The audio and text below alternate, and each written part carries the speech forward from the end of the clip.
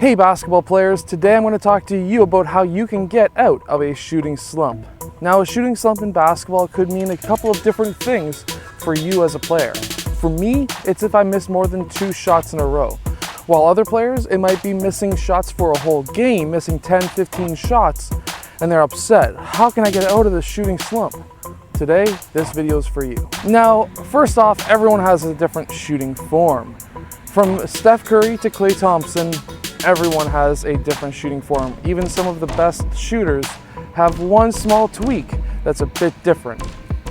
So I'm going to give you the basics of how I shoot and how a lot of players shoot like Klay Thompson, and also how you can get out of a shooting slump whether or not you use our shooting form or not. So number one is I'm a huge advocate for knowing your form, knowing the feel of your form. So for example, when I'm taking a shot, I aim to get a feel of what my body is doing, so that when I know, hey, I'm off balance, my arm's a bit out, that means the ball's going to be going out towards the left, I'm going to try and have it roll off the right side of my hand. I know my form enough to be able to try and force a shot in. At a beginner level, you probably don't have that ability, but this is why you should know your form, because then you can make tweaks in the middle of a game, sometimes even in the middle of your shot, like I just mentioned there. But at least if you know, hey, I felt that ball go off the right side of my hand 3 times in a row, I need to really focus my mind on not allowing that ball to roll off the right side of my hand, and I really need to focus my mind on shooting it off the middle of the hand, which is going to allow me to have a straight shot. So small things like this you can change in the middle of a game. But what happens if it becomes psychological, where you just miss so many shots that you just keep on missing them? You start getting in your mind, man, I just cannot make this shot.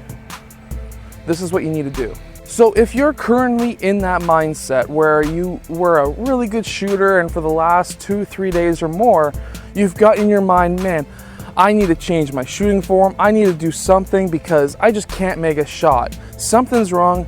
I just cannot make a shot. And once that gets into your mind, even some of the best shooters have that go through their mind. And when that happens, what you need to do is, if you're in a game, if you're in a team practice, finish the practice, get to the end.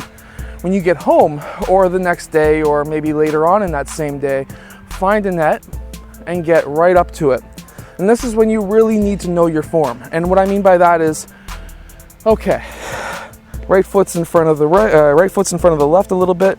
I need to keep my shoulders over my knee, or over my knees, which are over my toes. I need to get this ball into my shooting pocket, and now I need to go up for a shot. Now, if you don't have a net, that's totally fine. You can sit there anywhere and just focus on your form and just go slowly through your form. You don't have to have a net to do this, and this is going to help you really get back into that shooting form that works for you. So for me, shoulders over knees over toes, shooting pocket up, and then release as high as I can off of my middle finger, keeping that elbow underneath that ball.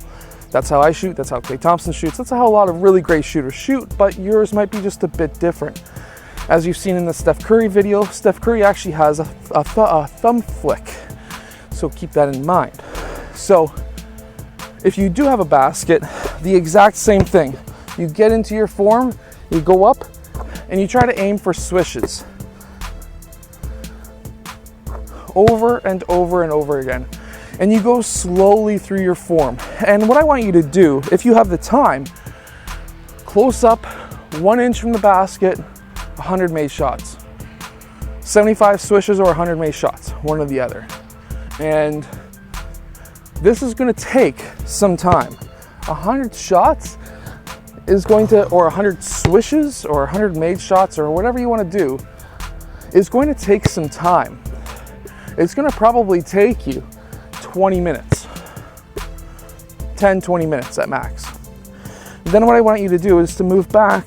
If your court has this half circle thing, move back to here. If not, it's roughly around 7 feet.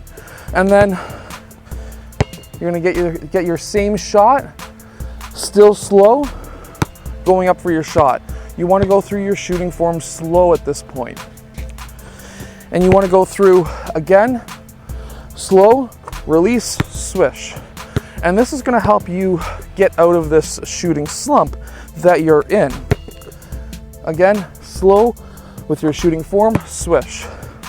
And you want to continuously do this over and over. And when you get back to here, I would like you to go for another 100 swishes if you can. If you can't, and you don't have the time, go for 50. But really, if shooting is a big part of your game, you want to get out of that shooting slump as fast as possible.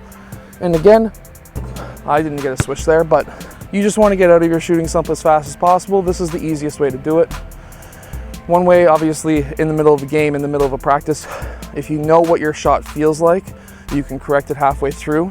But at the end of the practice or later on, I want you to go through this form shooting drill.